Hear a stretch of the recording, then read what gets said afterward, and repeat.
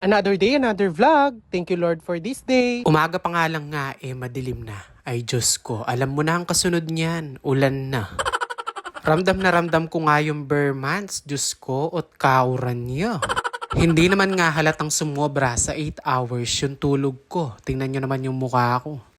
May mga estudyante nga napapasok ngayon, kaya naman pinagluto ko na muna sila ng corned beef. Bali naglagay lang ako ng isang buong sibuyas, tapos ginisa ko na sa mantika at nilagay yung corned beef. Ganun lang naman kadali itong almusal nila. Pinakuluan ko lang ng mga ilang minuto, tapos ayan, ready to eat at ready to serve na. Pero syempre, hindi pa tayo tapos sa pagluluto. Bali, hindi nga pala ako agad nagising. Tapos, eto yung nanay ko na lang yung nagsaing. O, diba? Una-unahan lang yan kung sinong unang magising at unang makaisip magsaing.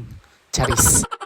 Nalobat nga yung aking telepono, kaya naman heto, ito na lang yung nabidyohan ko. Nahiwa ko na nga pala itong mga ampalaya na lulutuin ko for today's video. Ang ginawa ko nga pala, pagkatapos kong mahiwa, nilagyan ko nga pala to ng asin, tapos nilamas-lamas ko at binanlawan sa tubig. Nang sa ganon, lalo siyang pumait at hindi nila makain. Char! Masarap din dito sa ginisang ampalaya, meron tayong ipapartner na isda. Kaya naman pinalinis ko na nga itong hito. Pinakabanlawan ko na nga lang muna to, tapos nilamas ko sa asin, tapos binanlawan ko ulit, tapos nilamas ko sa asin, tapos binanlawan ko ulit. O diba, pajulet-julet.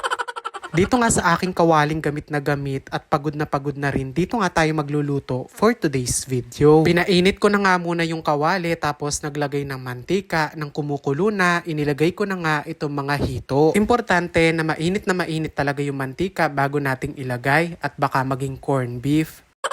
Hindi naman nga kalakihan tong corned beef na to. Yung hito pala. Kaya minabuti na lang namin prituhin ng malutong. Nag-iisa lang naman tong hito na to. Kaya naman naisipan ko na ding lutuin. Aba po, tamayayat ya po.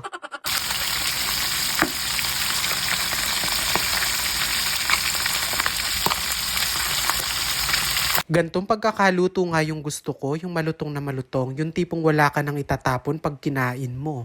Char! Actually, ang balak talaga namin dyan, ihawin na lang. Ang problema, masasayang lang naman yung uling, kaya naisipan na lang namin na prito na lang.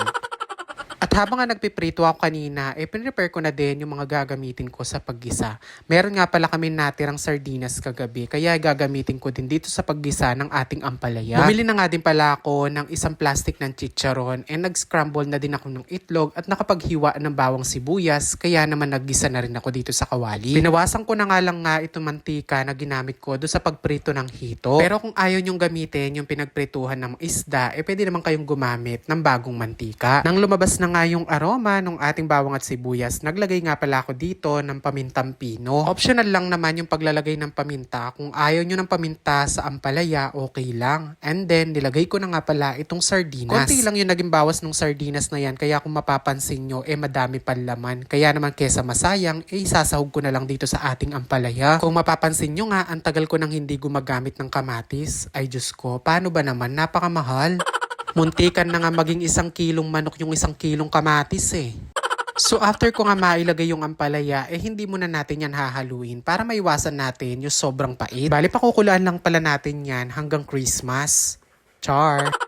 Siyempre, kailangan natin yung pakuluan hanggang medyo mag-half cook na nga yung ating ampalaya. Ako kasi talaga sa pagluluto ng mga gulay, gusto ko yung medyo half cook lang siya para at least may crunchy effect pa. Pero siyempre, depende pa rin yan sa mga kasama mong kakain. Po, tarug wala lang ipan, peka crunchy, may deya pa nga.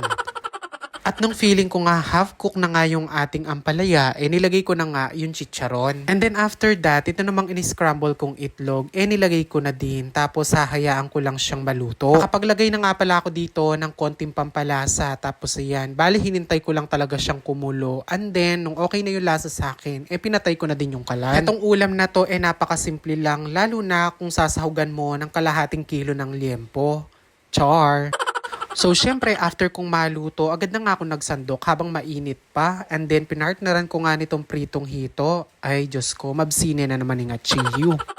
By the way, mga chi, kung wala pa kayong alam lutuin bukas, you can consider this ulam. Medyo mura naman na yung kilo ng ampalaya ngayon, kaya for the go na kayo.